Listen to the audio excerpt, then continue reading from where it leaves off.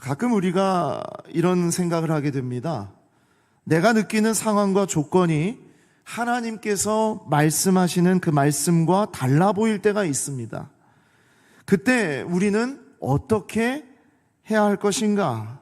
여러분, 이게 참 중요한 것 같아요. 내가 느끼는 상황과 조건이 하나님께서 하신 말씀과 다를 때, 아무리 생각해도 사람들이 맞아요. 세상이 맞는 것 같아. 나 혼자만 고집하고 나 혼자만 하나님 말씀 붙잡고 살아가는데 나는 늘 실패하고 낙심하고 문제가 있는 것 같아. 세상이 맞는 것 같아. 그럴 때가 있죠. 또 가시적으로 세상이 말하는 대로, 사람들이 원하는 대로 진짜 세상이 그렇게 되는 것 같아요. 그럴 때 우리는 어떻게 해야 할까요? 이 부분을 오늘 이야기하기 위해서 예레미야 47장의 이야기를 먼저 우리는 나눠야 되겠다 생각을 했습니다. 오랜 시간 강력한 나라를 자랑하고 있는 이집트가 있습니다. 그리고 저 위에는 신흥 바벨론이라는 거대한 제국이 만들어져 가고 있습니다. 그 사이에 껴있는 이 남유다는 어느 쪽 편에 들어야 할 것인지 이만저만 정말 어려운 일이 아니에요. 오랜 관계와 의리를 생각하면 저 남쪽에 이집트 편에 서서 정말 그들하고 계속 동맹을 맺어 가야 될 것 같은데, 북쪽에 있는 이 신흥 바벨론 이 제국은요, 너무나 무섭고 그 힘은 무시할 수 없게 되는 것이죠. 그러니까 힘이 없는 나라, 중간에 끼어있는 나라 남유다는요, 정말 어떻게 해야 될지 모르겠다. 자, 그때에 어떤 일이 벌어지냐? 친이집트파의 사람들이 일어났고요, 또 저 북쪽에 있는 친바벨론파의 사람들이 일어나게 되는 겁니다. 그러면서 서로 파가 나뉘어지게 되는 거예요.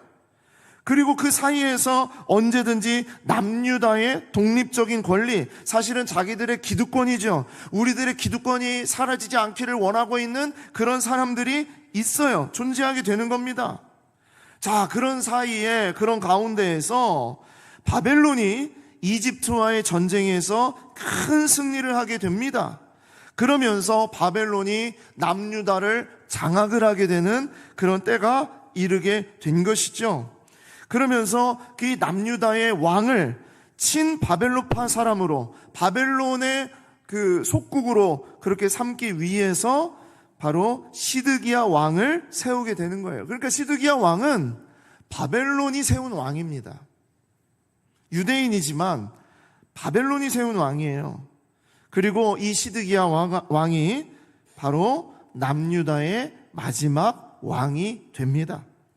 자, 그러면서 37장에 예레미야 37장엔 예루살렘의 임박한 멸망을 앞두고 놀라운 일이, 정말 예상치 못한 일이 하나 벌어지게 되는데, 그것이 무엇이냐면 바벨론이 예루살렘에서 철수하는 일이 벌어지는 거예요. 왜 그랬냐? 저 밑에 있는 이집트 군대가 자기의 동맹국이었던 남유다를 구원하기 위해서 북진을 하고 있다는 소식을 바벨론이 들었어요. 그래서 바벨론이 그 소식을 듣고서 두려워서 도망을 갔다라고 했는데, 어떤 학자는 두려워서 간 것이 아니라 전쟁을 준비하기 위해서 철수를 시킨 것이다, 그렇게 말하는 학자들도 있는데, 어쨌든 예루살렘에 주둔하고 있었던 바벨론 군대를 빼내갔습니다. 철수시켰습니다. 자, 그러니까 이제 예루살렘 안에, 이 성 안에 어떤 일이 벌어지게 되느냐? 친 이집트, 쥐 죽은 듯이 조용히 지내고 있었던 친 이집트 사람들의 그 권력자들, 또 고관들이 자기들이 다시 정치적인 어떤 세력을 세우기 시작을 하는 거예요. 이제 바벨론이 물러갔으니 이집트가 다시 우리의 정말 중요한 파트너가 된다 하면서 오랫동안 이집트 쪽에 있었던 사람들이 친바벨론 정책을 하는 사람들을 다 숙청시키려고 하고 없애는 그런 일이 준비되고 있었습니다. 자, 그런데 그때 예레미야는 이런 가시적인 현상 속에 절대로 속아서는 안 된다. 지금 바벨론이 물러간 것이 아니다. 반드시 바벨론은 우리 남유다를 멸망시킬 것이다 하면서 다시 돌아올 것을 예고합니다. 예레미야 37장 6절에서 10절까지 말씀입니다. 여호와의 말씀이 선지자 예레미야에게 임하여 이르시되 이스라엘의 하나님 여호와께서 이와 같이 말씀하시니라. 너희를 보내어 내게 구하게 한 유다의 왕에게 아뢰라. 너희를 도우려고 나왔던 바로의 군대는 자기 땅 애굽으로 다시 돌아갈 것이다.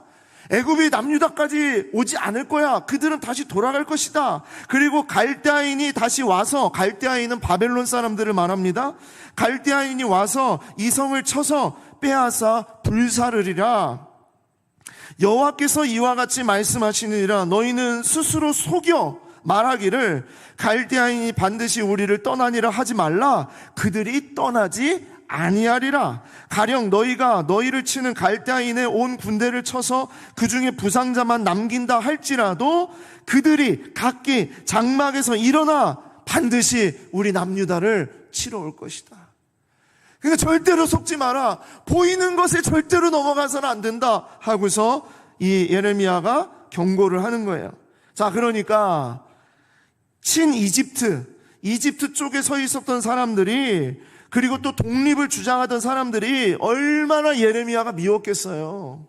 아니, 지금 보이는 게 지금 완전히 이집트 쪽의 승리처럼 이렇게 보이고 바벨론이 갔으니까 지금 이렇게 지금 보이는데 지금 저 소리는 뭔 소리야? 라고 하는 거죠. 이게 지금 이 사람들은 예레미야의 말이 이해가 되지 않습니다. 그러니까 이 사람들이 어떻게 말을 하느냐? 예레미야는 바벨론, 친바벨론파다 그러는 거예요. 친바벨론파다. 그래서 바벨론에게 망한다, 바벨론 왕을 섬겨라, 그래야 산다라고 계속 얘기하는 거 보니까 쟤는 색깔이 그쪽이네, 그쪽이야. 그렇게 사람들이 마음을 먹게 되는 거예요. 그래서 사람들의 의식 속에 자연스럽게 예레미야는 친바벨론파 사람이라고 딱지를 딱 붙여 놓는 것입니다. 아니, 그런데 하필 딱 그 타이밍에 까마귀 날자 배가 떨어지듯이 예레미야에게 참으로 어려운 일이 생기게 됩니다. 예레미야 37장 11절에서 13절입니다. 갈대아인의 군대가 바로의 군대를 두려워하여 예루살렘에서 떠나매. 자, 떠났죠. 그러니까 예레미야가 베냐민 땅에서 백성 가운데 분깃을 받으려고 예루살렘으로 떠납니다. 갈대아 사람, 이 바벨론 사람들이 떠나니까 예레미야도 예루살렘을 떠났다는 얘기예요. 그래서 바벨론 땅으로 가려고 했는데 베냐민 문에 이른 즉 하나냐의 손자여 셀라마의 아들인 이리야라 이름하는 문지기의 우두머리가 예레미야를 붙잡습니다. 그리고 뭐라고 얘기하냐면 내가 갈대아인에게 항복하려 하는도다.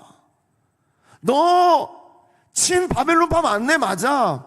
지금 바벨론 군대가 다 나가니까 너 지금 몰래 도망쳐가지고 바벨론에게 가서 숨어 살려고 지금 바벨론으로 가는 거 아니야? 하고서 거기서 이 예레미야를 딱 붙잡는 거예요. 야, 어떻게 이런 일이 딱 벌어집니까?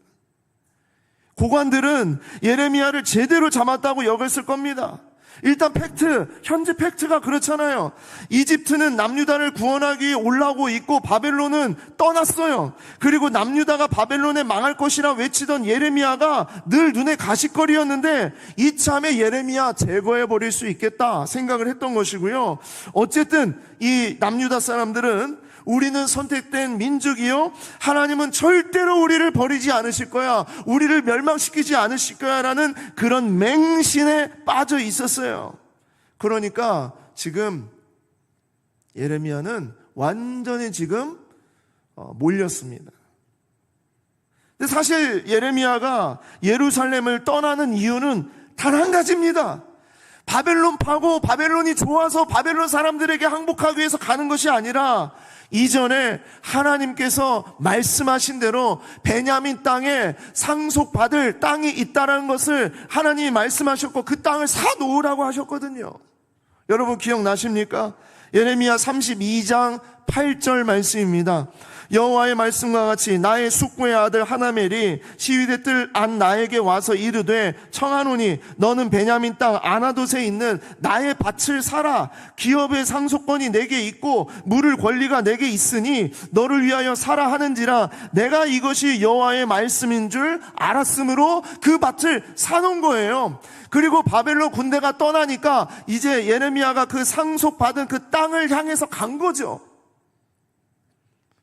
그냥 그게 다예요. 하나님 말씀대로 순종하려고 그랬던 거예요. 그런데 평소 예레미야를 좋지 않게 보고 있었던 사람들의 눈에는 예레미야를 잡아 넣을 합리적인 이유, 그것으로 딱 잡게 된 것입니다. 내가 갈대아인에게 항복하려고 너 지금 그렇게 떠나는 거지? 예의 나쁜 놈! 그러면서 잡은 거예요. 그러니까 예레미야가 말합니다. 아니요, 나는 그렇지 않습니다 하면서 항변을 하려고 하자 듣지도 않아요. 그 입 다물지 못할까? 그러는 거죠. 좀 말을 좀 하려고 하는데, 그러면서 고관들에게 끌고 갑니다. 끌고 갔더니 고관들이 이때다 싶어가지고 예레미야를 때리고 웅덩이에 가두어 버립니다. 예레미야는 그때부터 예루살렘 그 남유다가 완전히 멸망할 때까지 예레미야는 감옥에 갇히는 거예요. 참 이상하죠? 이것을 보통 뭐라고 얘기하냐면 합리적인 오해라고 그래요. 사람들이 지금 엄청난 오해를 하고 있는 거예요. 친바벨론파 때문이 아닌데, 그런데 하필 그때 타이밍이 딱 그랬어. 이 오해가 맞는데 너무 반대 사람들이 볼 때는 합리적인 거예요. 정말 미치고 환장할 일이 됩니다. 여러분, 정말 무서운 게 바로 이러한 시각들이죠. 하나님의 말씀을 하나님의 말씀으로 전했을 뿐인데 그 시대의 상황과 조건과 어떤 형태에 따라서 그 사람이 어느 쪽이냐 이렇게 프레임으로 딱 가둬가지고 그 사람을 바라보는 일이 있다는 얘기예요. 그런 프레임뿐만 아니라 또 내 자신이 생각할 때도 그런 거죠. 예레미야 입장에서 볼 때 예레미야가 뭘 잘못했어요? 예레미야는 하나님의 말씀대로 순종해서 다 그대로 했을 뿐이에요. 그런데 지금 예레미야는 어디에 갇혀 있어요? 웅덩이에 갇혀 있어요. 여러분, 예수를 믿을 때, 하나님을 믿고 의지할 때 여러분, 이런 일이 우리에겐 없습니까? 주님을 위해서 뭔가를 하겠다고 했는데 정말 너무나 힘들고 어려운 웅덩이 가운데 내가 갇혀져 있을 수밖에 없는, 정말 이 마음, 너무나 답답한 마음, 너무나 힘든 마음, 그런 마음이 없겠냐고요. 있어요. 언제든지 우리에게 이런 일이 벌어질 수 있습니다. 실제 있었던 사건입니다. 그렇게 기도를 열심히 하고 말씀을 사모하고 교회를 내 집 드나들듯이 그렇게 다니면서 섬기고 봉사했는데 어느 날 병원에 갔더니 말기 암 판정을 받게 되는 거예요. 내가 한 것은 주님을 위해서 산 것밖에 없는데, 주님을 위해 열심히 내가 정말 봉사를 했는데 왜 나는 이런 판정을 받게 되는 것인가? 그렇게 새벽 기도 열심히 하고 하루도 빠지지 않았는데 그 새벽에 교통사고를 당하는 일을 당하게 되는 겁니다. 실제 있었던 일입니다. 선교하러 가난하고 어려운 나라에 갔어요. 중학생, 고등학생들이 여러 명들이 같이 선교지에 갔습니다. 뜨거운 태양 안에서 열심히 사역을 하고, 그러면서 너무 더워서 잠시 몸을 식히기 위해서 바닷가에 해수욕을 하려고 갔는데 급류에 휘말려서 두 아이가 사망을 하게 됩니다. 여러분, 이게 지어낸 이야기가 아니라 실제 있었던 사건들이에요. 정말 유명한 어떤 사건들입니다. 하나님이 살아계시다면 나를 왜 웅덩이에 집어넣는 거예요? 내가 한 것은 하나님의 말씀대로 한 것밖에 없는데, 하나님을 정말 사랑한 것밖에 없는데 왜 하나님, 내가 지금 이 웅덩이에 갇혀 있어야 됩니까? 이런 일이 있죠. 그러면 둘 중에 하나로 결정합니다. 에라 모르겠다. 이 교회고 뭐고 내가 다시는 내가 이렇게 사나 보자 하고서 그냥 세상의 흐름대로 내 마음대로 살 거야 라고 하는 사람이 있는가 하면, 그래도 이 일 가운데 하나님의 분명한 뜻이 있을 거야 하면서 마음을 다시 잡는 사람이 있습니다. 예레미야는 합리적인 우회, 이런저런 억울한 상황 속에 자기가 갇히고 힘든 그런 삶이 이어져 가지만, 보이지 않더라도, 아직 붙잡지 못하더라도 하나님의 말씀대로 그는 그의 마음을 추스려 나아가는 거예요. 예레미야가 위대한 선지자고 그 마음이 정말 위대하고 그가 정말 넓은 마음을 가지고 있었기 때문이 아닙니다. 그때마다 말씀하시는 하나님의 손길이 있었기 때문이에요. 말씀을 가까이 하는 자에게 하나님이 주시는 분명한 것이 있는데, 그게 무엇이냐? 그 고난과 어려움과 그 웅덩이에서 견딜 수 있는 힘과 용기를 주신다는 거예요. 자, 예레미야가 마음이 어떻게 되나 보십시오. 예레미야 37장 16절 17절입니다. 예레미야가 뚜껑 씌운 웅덩이에 들어간 지 여러 달 만에 시드기야 왕이 사람을 보내어 그를 이끌어내고 왕궁에서 그에게 비밀이 물어 이르되, 여호와께로부터 받은 말씀이 너에게 혹 있느냐? 듣고 싶다 말해라 라고 할 때에 예레미야가 대답하되, 있나이다. 있습니다 왕이시여. 왕이시여, 제가 아무리 생각해봐도 왕의 말이 맞는 것 같습니다. 이집트가 이길 것 같습니다. 제가 멍청했습니다. 저를 구해 주십시오. 저를 이제 자유하게 해 주십시오. 여러분, 이렇게 말할 줄 알았는데 그게 아니라 있습니다. 또 이르되 왕이 바벨론 왕의 손에 넘겨지리이다. 변화가 없어요. 왜요? 하나님의 말씀이니까. 예레미야의 메시지는 변함이 없습니다. 그리고 더 담대하고 당당해졌어요. 예레미야 37장 18절 19절 말씀 보십시오. 예레미야가 다시 시드기야 왕에게 이르되, 내가 왕에게나 왕의 신하에게나 이 백성에게 무슨 죄를 범하였기에 나를 옥에 가두었나이까? 바벨론 왕이 와서 왕과 이 땅을 치지 아니하리라고 예언한 그때 거짓 선지자들 다 어디 있습니까? 다 도망치지 않았습니까? 끝까지 하나님의 말씀을 전하는 사람은 저밖에 없습니다. 왕이시여, 정말 정신 차리십시오. 지금 이집트가 이기는 게 아닙니다. 바벨론이 반드시 다시 돌아올 겁니다. 아주 더 담대하게 왕 앞에 섰습니다. 자, 그러자 이 다음에 어떤 사람들이 등장을 하느냐? 평소에 예레미야를 좋아하지 않았던 반대파, 예레미야의 반대파, 어떻게 해서든지 예레미야를 죽여야 되겠다고 생각했던 사람들 4명의 고관들이 등장을 합니다. 예레미야 38장 1절에서 3절입니다. mat단의 아들 스바디야, 바수울의 아들 그랴다, 세레마야 아들 유갈, 말기야 아들 바수훌, 이 4사람이 예레미야가 모든 백성에게 이르는 말을 들었다는 거예요. 그래서 너무 화가 났다는 거예요. 왜 화가 났나 봤더니 예레미야가 이렇게 말했다는 거예요. 2절입니다. 여호와께서 이와 같이 말씀하시되, 이 성에 머무는 자는 칼과 기근과 전염병에 죽으리라. 그러나 갈대아인에게 항복하는 자는 살리니 그는 노량물을 얻음같이 자기의 목숨을 건지리라. 여러분이 살 길은 바벨론 앞에 무릎을 꿇는 것입니다. 이 얘기를 하는 거예요. 그래서 3절, 여호와께서 이와 같이 말씀하시니라. 이 성이 반드시 바벨론 왕의 군대의 손에 넘어가리니 그가 차지하리라 하셨다 하는지라. 그러니 제발 정신 차리십시오. 보이는 것이 다가 아닙니다. 모든 역사는 하나님이 말씀하시는 대로 될 겁니다. 그러는 겁니다. 여러분, 그러니까 이 고관들이 어떻게 했어요? 예레미야, 너는 초지일관 변함이 없구나. 너는 정말 대단한 선지자구나.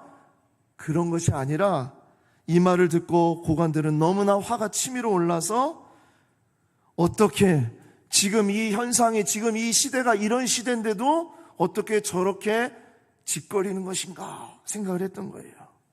지금 세상이 어떻게 변했는데 바벨론 군대가 도망갔고 이집트가 와서 남유다를 구원한다는 이 소문이, 뉴스가 온 나라에 가득 울리고 있는데 끝까지 우리가 바벨론에 의해서 망할 것이라고? 어떻게 저런 소리를 할 수 있지? 하면서 예레미야를 죽여야 되겠다고 생각을 하는 겁니다. 자, 그래서 예레미야 38장 4절에서 6절입니다. 이에 그 고관들이 왕께 아뢰되 이 사람이 백성의 평안을 구하지 아니하고, 쉬운 말로 우리 편이 아니에요. 얘 봤더니 우리 편 아니에요. 얘 완전히 정말 딴 색깔이에요. 죽여야 됩니다. 없애야 됩니다. 재난을 구하고 있습니다. 청하건대 이 사람을 죽이소서. 그가 이같이 말하여 이 성에 남은 군사의 손과 모든 백성의 손을 약하게 만듭니다. 우리의 마음을 어렵게 만듭니다. 저런 자는 없애야 됩니다. 그러는 거예요. 그때도 그랬구나. 지금 우리가 살고 있는 이 시대만 그런 게 아니구나. 완전히 그 프레임에 딱 가둬서 그 모든 것을 다 박멸시켜야 된다라고 생각하고 있구나라는 거예요. 그때 시드기야 왕이 말합니다. 시드기야 왕이 이르되 보라, 그가 내 손에 있는 게 아니라 너희 손에 있단다. 너희들 마음대로 할 수 있다. 그 얘기예요. 너희 손 안에 있느니라. 이 왕은 조금도 너희를 거스를 수 없다. 시드기야가 얼마나 무능하고 얼마나 어리석고 얼마나 약한 왕이었는지를 말하고 있는 겁니다. 오랫동안 힘과 물질을 쌓아온 그 고관들, 친 이집트 파로 이집트의 권세를 등에 업고 고관들 앞에, 정말 그런 고관들 앞에서 너무나도 무력한 왕이었다는 것을 보여주고 있어요. 그런데도 예레미야를 자기 손으로 치지 않아요. 자기 손으로 피를 묻히지 않습니다. 왜? 이 시드기야는요, 때만 되면, 뭐만 되면 예레미야를 정치적인 도구로 사용해서 자꾸 정치적인 도구로 자기에게 좋은 말 하게 만들려고 그런 속셈이 있었거든요. 그러니까 자기가 치지 않고, 그리고 고관들에게 알아서 해라. 니들이 죽이던 말던 알아서 해라. 시드기야가 얼마나 정치적이며 얼마나 사악한 왕이었는지를 말하고 있는 겁니다. 자, 그러자 6절에 그들이 예레미야를 끌어다가 감옥들에 있는 왕의 아들 말기야의 구덩이에 던져 넣을 때에 예레미야를 줄로 달아 내렸는데 그 구덩이에는 물이 없고 진창뿐이므로 예레미야가 진창 속에 빠져 있더라 라고 했어요.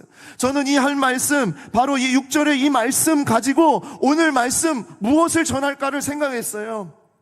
예레미야의 상황이 지금 구덩이에 빠져 있잖아요. 진창 속에 들어 있잖아요. 우리의 삶이 가끔 그럴 때가 있어요. 우리가 구덩이에 빠져 있고 누군가에 의해서, 세상에 의해서, 어떤 권세에 의해서, 힘에 의해서 우리가 구덩이에 빠질 수밖에 없는 상황이 있어요. 내가 하나님의 말씀을 붙잡고 하나님의 말씀대로 순종하고 그 말씀을 의지하면서 살아가거나 그렇게 신앙생활 해도 어려운 일을 당하고 힘든 일을 당하고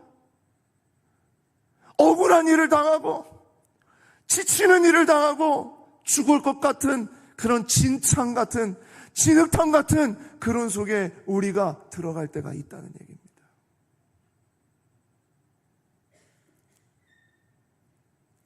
가끔 현실과 믿음의 차이가 있지 않습니까? 하나님의 말씀은 뭐 이렇게 해주시겠다고 했는데 지금 나는 성공도 못해, 사람들에게 인정도 못 받는 것 같아, 자랑할 만한 것이 하나도 없어, 자식은 자꾸 속속에 있는 것 같고, 정말 이거 너무나 정말 아무것도 정말 제대로 하는 게 없는 것 같은, 여러분 그럴 때 없습니까? 마치 그때가 어떤 마음이냐, 바로 구덩이 속에 던져진 마음이에요. 구덩이 속에 던져진 마음. 자, 이렇게 현실과 하나님의 말씀 사이에서 현실이 더 강한 것 같고 세상의 힘이 모든 것을 다 지배하는 듯한 그런 상황 가운데 여러분, 우리는 어떻게 해야 할까요? 사람들의 말이 다 맞고 성경의 말씀은 그저 심리적으로 정신적인 안정감으로 그런 안정감을 주는 정도의 그런 위로가 되는 말씀일 뿐이지 실제 현실은 달라.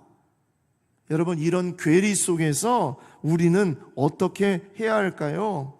여러분, 오늘 말씀 속에 하나님께서 우리에게 그 이야기를 하고 계신다고 저는 생각하고 여러분과 이 말씀을 나눕니다. 첫 번째로, 색깔 논쟁의 구덩이에 던져 넣을 때가 있어요. 세상이 색깔 논쟁의 구덩이에 던져 넣을 때,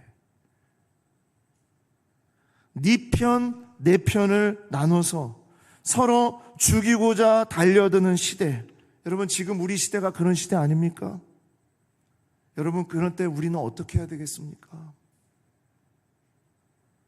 친 이집트 파냐, 친 바벨론 파냐, 그 사이에서 하나님의 말씀을 붙잡고 살아가는 자는 어떻게 해야 되겠느냐고요. 진짜 예레미야는 어느 쪽 사람이었을까요?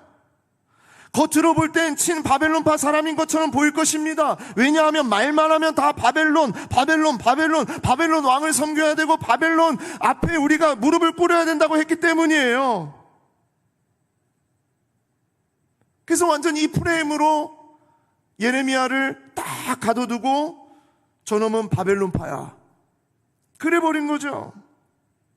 예레미야는 당시 소위 색깔 논쟁의 구덩이에 던져진 겁니다. 더군다나 아까 말씀드렸다시피 합리적인 오해를 샀어요. 예루살렘을 떠나 베냐민 땅으로 가던 그 길이 정말 하나님의 말씀을 붙잡고 가는 길이었는데 사람들의 눈에는 그렇지 않았다는 거예요. 여러분, 그럴 때가 있어요, 없어요? 있잖아요. 하나님 말씀 의지했는데, 하나님 말씀대로 했는데 너는 나쁜 놈이야, 이런 프레임에 딱 가둬서 너는 적이야, 너는 원수야. 여러분, 그런 오해를 살 때가 있잖아요. 다 하나님이 하라고 해서 한 것뿐인데 이렇게 될 수 있다는 것입니다. 혹 여러분 중에 장영환 목사의 정치적 성향은 오른쪽일까 왼쪽일까 궁금해하실 분이 계실 수 있다고 생각합니다. 궁금하시죠? 저는 어느 쪽인지 궁금하시죠? 예. 실제로 우리 성도 중에 한 분은요, 극우 성향의 글이나 영상을 저에게 계속 보내주세요. 그러면서 당장에 우리나라가 공산주의화 될 것처럼 말씀하시는 그런 어른도 있어요. 그리고 어떤 성도는, 지금 현재 우리 성도는 아닌데 전 교회에서 진짜 이런 일이 있었어요. 저 목사는 경상도 사람이네, 저 목사는 전라도 사람이네. 아니, 그게 무슨 상관이에요? 그걸로 설교를 안 들을 거야 귀를 막아버립니다. 전라도 사람이니까, 경상도 사람이니까 저런 소리를 하는 거지, 저런 소리를 하는 거지 하면서 하나님의 말씀을 하나님의 말씀대로 듣지 아니하고 저쪽일 거야 저쪽일 거야 라는 프레임에 가둬놓고 사람을 그렇게 판단한다는 거예요. 제가 정말 감사한 거는요, 저는 충청도 사람이라는 겁니다. 정말 감사해요. 정말 다행이에요. 예. 이런 말 하시면 아유 그러네요, 맞네요. 저런 말 하시면 그 말도 맞네요. 맞는 걸 맞다라고 얘기하지 어떻게 나는 이쪽만 생각해서 이건 틀리다고 얘기합니까? 정말 감사해요. 그래서 술에 술 탄 듯 물에 불 탄 듯, 동의가 되는 건 동의가 되는 거고 아닌 거는 아니라고 말하는 거잖아요. 그래서 어떤 쪽의 이야기에 일희일비하지 않을 수 있어서 저는 정말 감사해요. 제가 오른쪽인지 왼쪽인지 궁금하시죠? 저는 사실 오왼 위쪽입니다. 저는 위쪽이에요. 사람들이 당신은 어느 파냐, 이 파냐, 저 파냐 하는데 저는 논산 양파입니다. 양파. 예, 저는 다른 파가 아니에요. 저는요, 하나님 쪽이고요, 예수님 파예요. 요즘처럼 정치적인 성향이 어느 쪽이냐에 따라서 아군이냐 적군이냐 나누고 서로 죽일 듯이 달려드는 분들을 보게 됩니다. 특별히 예수 믿는 사람들.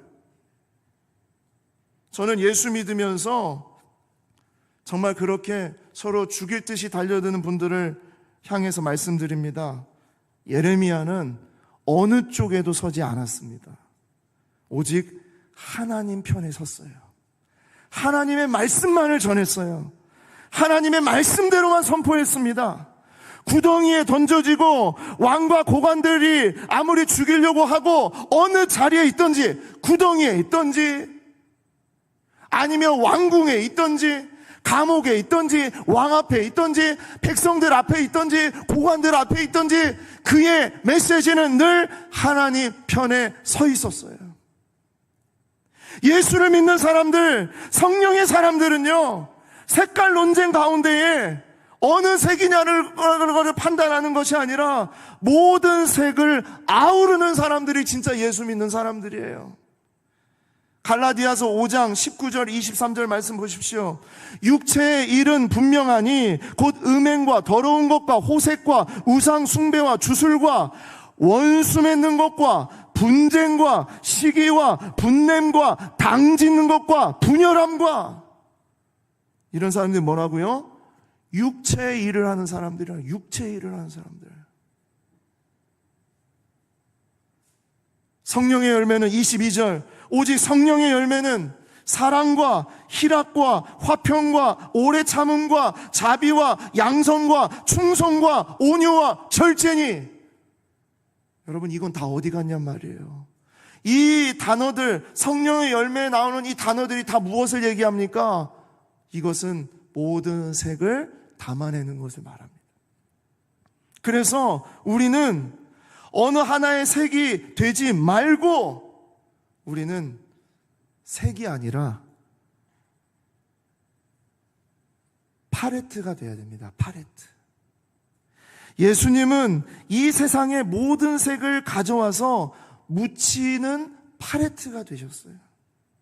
어느 색이든 이 안에서 최고의 작품이 되어서 나올 수 있는 것, 하나의 색만이 중요한 것이 아니라 모든 색을 가지고 그림을 그리시는 분, 그분이 우리 하나님이신 줄 믿습니다. 제발 색깔의 프레임으로 상대방의 모든 것을 판단하고 평가하는 것, 여러분, 예수 믿는 사람은 절대 그래서는 안 돼요. 잘못한 건 잘못했다고 말해야 되지만 잘한 것은 잘했다고 말할 수 있어야 됩니다. 그게 모든 색깔을 함께 가지고 그림을 그려가는 자의 모습인 거예요. 여러분, 예수님이 말씀하셨어요. 마태복음 11장 28절입니다. 수고하고 무거운 짐진 자들아, 다 내게로 오라 그랬어요. 다 내게로 오라. 너는 왕궁에 살았으니까, 너는 가난하니까, 너는 돈이 많으니까, 너는 돈이 없으니까, 너는 똑똑하니까, 너는 무식하니까, 너는 건강하니까, 건강하지 않으니까, 너는 이 파니까, 너는 저 파니까. 예수님이 그러지 않았어요. 다 내게로 오라 그랬어요. 다 내게로 오라.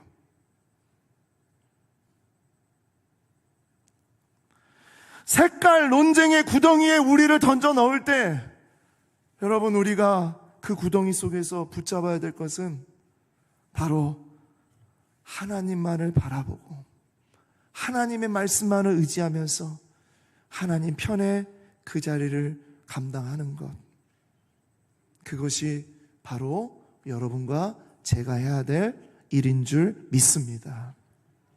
두 번째로, 이런 구덩이에 우리를 던져 넣을 때가 있어요. 듣고 싶은 말 구덩이에 던져 넣을 때가 있어요. 듣고 싶은 말 구덩이. 네, 듣고 싶은 말 안 했다고 그냥 구덩이에 집어넣어요. 이럴 때가 있습니다. 세상이 원하는 말, 사람들이 좋아하는 말을 한다고 죽이라 할 때 여러분 어떻게 해야 되겠습니까? 자, 그런 프레임으로 지금 이 예레미야를 구덩이에 집어넣잖아요. 예레미야 38장 3절 4절 보십시오. 여호와께서 이와 같이 말씀하시니라. 이 성이 반드시 바벨론의 왕의 군대의 손에 넘어가리니 그가 차지하리라 하셨다 하는지라. 그랬더니 이에 고관들이 왕께 아뢰되 이 사람이 백성의 평안을 구하지 아니하고 재난을 구하고 있습니다. 우리가 원하는 말을 하지 않아요. 우리가 정말 바라는 그런 좋은 말 하지 않아요. 청하건대 이 사람을 죽이소서. 이 사람을 죽이소서. 그가 이같이 말하여 이 성에 남은 군사의 손과 모든 백성의 손을 약하게 하나이다. 그러니까 죽여야 됩니다. 없애야 됩니다. 여러분, 여호와의 말씀과 고관들이 듣고 싶은 말이 대립하고 있어요. 백성의 평안을 구하는 말과 하나님이 주신 재난을 구하는 말이 대립하고 있습니다. 시드기야 왕이 듣고 싶은 말이 있지만 예레미야는 절대로 그 말을 하지 않습니다. 자신의 상황과 형편, 잠시라도 좀 편하게 지내고자 자신을 속이지 않고 하나님의 말씀을 있는 그대로 전하는 자가 예레미야였어요. 처음부터 끝까지 하나님의 말씀을 말씀대로 전합니다. 보십시오. 예레미야 38장 17절 18절입니다. 예레미야가 시드기야에게 이르되 만군의 하나님이신 이스라엘의 하나님 여호와께서 이와 같이 말씀하시되 내가 만일 바벨론 왕의 고관들에게 항복하면 내 생명이 살겠고 이 성이 불사름을 당하지 아니하겠고 너와 내 가족이 살려니와 내가 만일 나가서 바벨론 왕의 고관들에게 항복하지 아니하면 이 성이 갈대아인의 손에 넘어가리니 그들이 이 성을 불사를 것이며 너는 그들의 손을 벗어나지 못하리라 하셨나이다. 얼마나 담대하게 끝까지 말합니까? 지금 상황이 어떤 상황이에요? 바벨론이 물러갔어요. 이집트가 올라오고 있는 상황이에요. 그러니까 지금 상황은 완전 지금 예레미야가 말하는 상황하고 반대 상황이에요. 그런데도 예레미야는 아니라는 거예요. 하나님께서 절대 그렇게 내버려 두시지 않을 거라는 거예요. 그래서 잠깐의 쾌락과 어떤 유익을 위해서, 편안함을 위해서, 그리고 정말 왕이나 고관들에게 잘 보이기 위해서 예레미야가 말을 바꾸지 아니하고 초지일관 하나님의 말씀대로 말을 전하고 있습니다. 잠언 4장 24절입니다. 구부러진 말을 내 입에서 버리며 삐뚤어진 말을 내 입술에서 멀리하라. 남 속이는 말은 입에도 담지 말고 남 해치는 소리는 입술에 올리지 마라. 더럽고 추한 말을 버려라. 거짓되고 잘못된 말은 입 밖에도 내지 마라. 그 순간에 나의 편안함을 위해서 하나님의 말씀을 왜곡하든지 아니면 사람들이 듣기 좋아하는 말만을 한다든지 그렇게 하지 말라는 얘기입니다.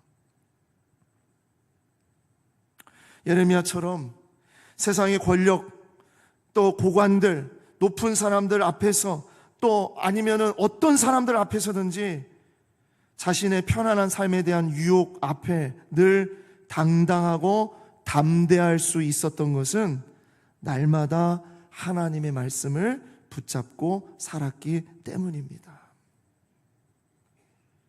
듣고 싶은 말 구덩이에 우리를 던져 놓으셨을 때 그래도 우리의 입술은 하나님의 말씀만을 전하는 자가 되기를 소망합니다. 마지막으로 세상은요, 하나님과 대치하는 구덩이에 우리를 던져 넣을 때가 있습니다. 처음 말씀드렸다시피 지금의 상황과 조건이, 내가 지금 처한 상황이 하나님의 말씀과 달라 보일 때 어떻게 해야 될 것인가, 그겁니다. 예레미야는 지금 너무나 참 어려운 상황에 있어요. 왜냐? 보이는 것, 지금 현재 상황이 다 예레미야의 편이 아닙니다. 모든 것이 다 반대예요. 왕과 고관들은 힘과 권세를 여전히 가지고 있고 예레미야는 구덩이에 던져져 있습니다. 그 사람들은 자유하지만 예레미야는 갇혀 있습니다. 그들은 위에 있고 힘이 있지만 예레미야는 아래에 있고 힘이 없습니다. 더군다나 예루살렘에 있던 바벨론 군대가 다 철수했습니다.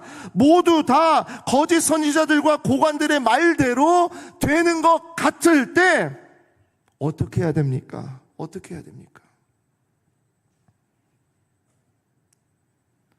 우리가 어떻게 하는 것이 아니라, 우리가 무엇을 하는 것이 아니라 여호와께서 여호와의 열심으로 우리를 지키시고 보호하시고 일하신다는 것을 여러분 절대 잊지 마시기 바랍니다. 예레미야 33장 2절 3절 우리 지난주 말씀드렸죠. 일을 행하시는 여호와, 그것을 만들며 성취하시는 여호와, 그의 이름을 여호와라 하는 이가 이와 같이 이르시도다. 너는 내게 부르짖으라. 내가 내게 응답하겠고 내가 알지 못하는 크고 은밀한 일을 내게 보이리라. 일을 행하시는 여호와, 그것을 만들며 성취하시는 여호와, 여호와께서 하시겠다는 거예요. 너는 그 구덩이에서 뭐만 하면 된다고요? 내게 부르짖으라. 내게 부르짖으라. 하나님과 대치하는, 그렇게 만들어버리는 구덩이에 우리를 던져 넣었을 때 하나님, 첫 번째로 하나님은 반드시 도울 자를 보내주십니다. 도울 자를 보내주세요. 사람들을 보내주세요. 결코 너가 혼자가 아니라는 것을 알게 해주세요. 예레미야 38장 7절에서 9절입니다. 왕궁 내시 구스인 에벤멜렉, 갑자기 에벤멜렉이라는 사람이 등장합니다. 이 사람은요, 왕궁의 내시예요. 환관이었어요. 그런데 이 사람의 출신이 어디냐? 구스 사람이래.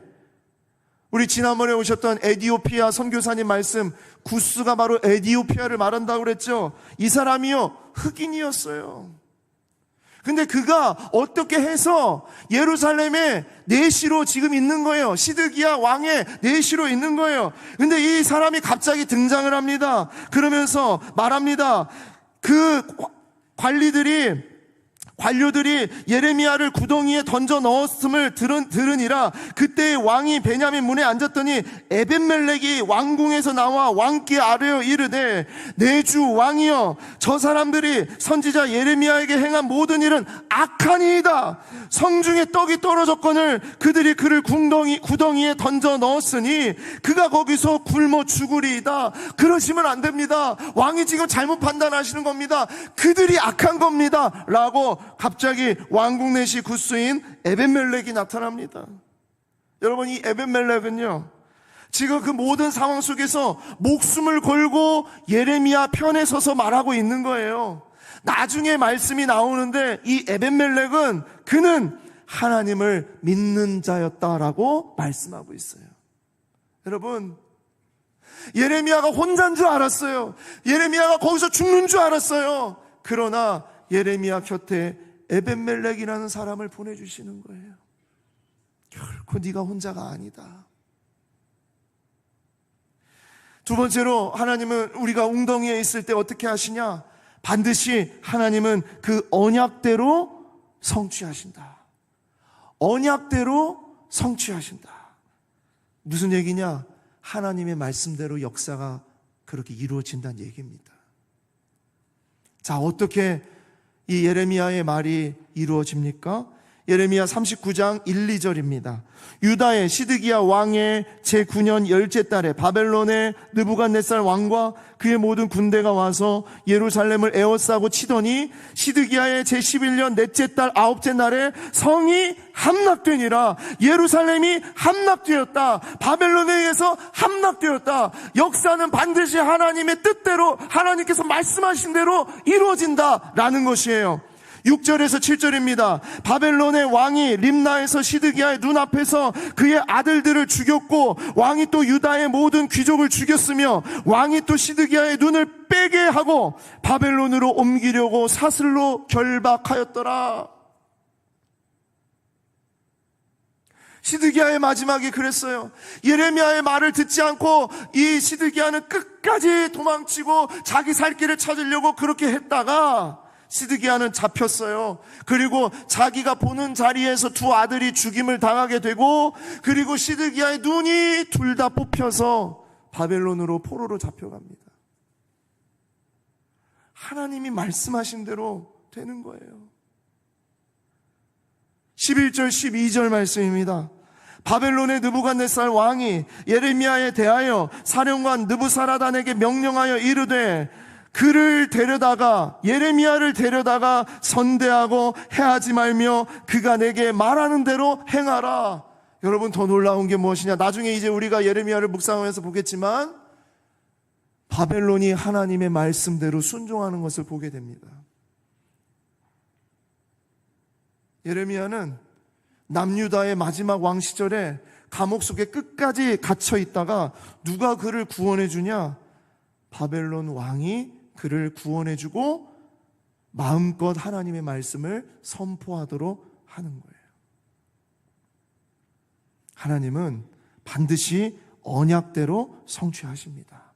언약대로.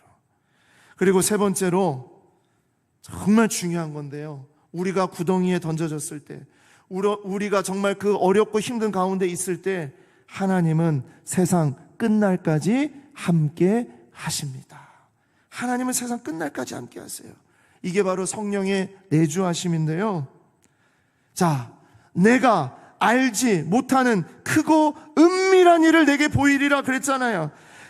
크고 은밀한 일이 뭐라고 그랬어요? 그 크고 은밀한 일을 보이셨는데 그 사건이 뭡니까? 그 사건이 우리를 살게 하는 사건이었어요. 그게 뭡니까? 그것이 바로 가시적이며 실제적이며 누구도 부인할 수 없는 우리에게 오신 예수 그리스도를, 바로 주님께서 우리에게 오셔서 하나님의 뜻이 무엇인지, 하나님의 계획이 무엇인지, 하나님의 구원의 역사가 무엇인지를 그대로 보여주셨다는 거예요. 그리고 바로 그리스도의 주님을 통해서 보내신 성령, 그 성령께서 내주하심으로 우리의 모든 상황을 넉넉히 이겨내도록 하신다는 겁니다. 지금은 우리가 원하는 대로 되지 않더라도, 지금의 상황은 구덩이에 던져져 있는 것 같은 그런 상황이다 하더라도, 사드락 메삭 아벳느고의 고백처럼 그리 아니하실지라도 우리가 왕의 신들을 섬기지 아니하고 왕이 세우신 금신상에게 절하지도 아니할 줄을 아옵소서. 우리가 이 풀무불에 우리가 여기서 이렇게 죽고 우리가 정말 완전히 다 태워져 죽더라도 우리는 우리 하나님을 절대로 버리지 않을 것입니다. 나와 함께 하시는 하나님, 나를 붙잡아 주시는 하나님, 그 구덩이 속에서도 함께 하시고 나를 지키시는 그 하나님이 우리의 하나님이십니다. 그 고백을 하는 거예요. 여러분, 이것이 끝까지 우리의 고백이고 끝까지 우리의 신앙인 줄 믿습니다. 여러분, 오늘 예레미야가 구덩이에 던져져 있을 때의 모습을 생각하며 우리를 돌아보게 됩니다. 우리도 반드시 그런 순간들이 있을 거예요. 내가 원치 않았는데, 내가 바라지 않았는데 지금 나는 이게 뭔가? 세상이 우리를 구덩이에 던져 넣을 때가 있습니다. 가시적인 현상이, 상황과 조건이 세상이 말하는 대로 진짜 그렇게 되는 것 같아. 하나님을 열심히 믿었고 하나님을 의지하며 살아왔는데 나는 힘이 없어. 아무것도 가진 게 없는 것 같을 때가 있어요. 내가 느끼는 상황과 조건이 하나님께서 하신 말씀과 달라 보일 때, 여러분, 그때 예레미야의 모습을 기억하면서, 구덩이에 던져져 있었던 그 예레미야를 기억하면서, 여러분, 이 시대를, 또 이 시기를 언제나 하나님의 말씀으로, 하나님의 능력으로, 하나님 편에서 감당하시는 여러분과 제가 되기를 소망합니다. 기도하겠습니다.